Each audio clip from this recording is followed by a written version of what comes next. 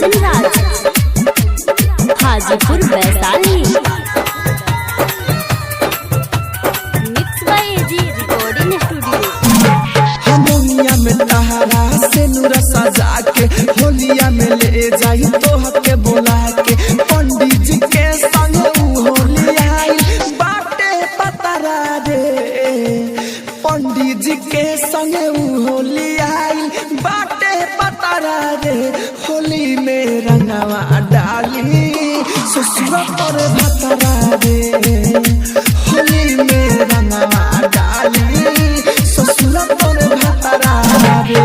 होलिया में तहरा से नूरा सजा के, होलिया में ले जाई तोह के बोला के, पंडित जी के संग होलिया बाटे पतरा रे, होली में रंगवा डाली ससुर पर भतरा रे, होली में रंगवा डाली ससुर पर भतरा रे।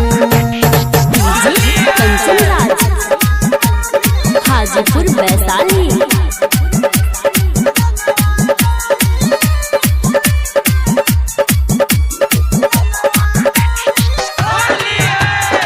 आप सुन रहे हैं एजी एंटरटेनमेंट की धमाकेदार प्रस्तुति। तोहर होली मनी बढ़िया से हम का करी, यार बड़ी रोई ता तोहर ओजा पहरी, बालटी भिराई लहंगा भिजाई बनाई जतरा रे, होली में रंगवा डाली ससुर तोरे भतरा रे, होली में रंगवा डाली ससुर तोरे भतरा रे।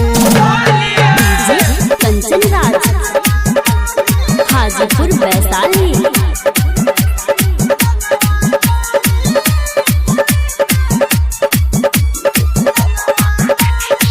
आप सुन रहे हैं एजी एंटरटेनमेंट की धमाकेदार प्रस्तुति।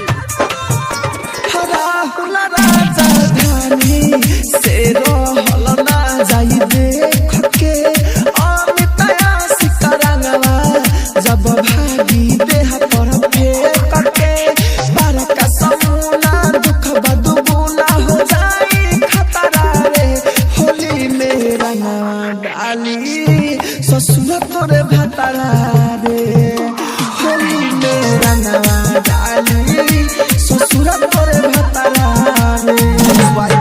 एजी रिकॉर्डिंग स्टूडियो, रोशनपुर सपहा।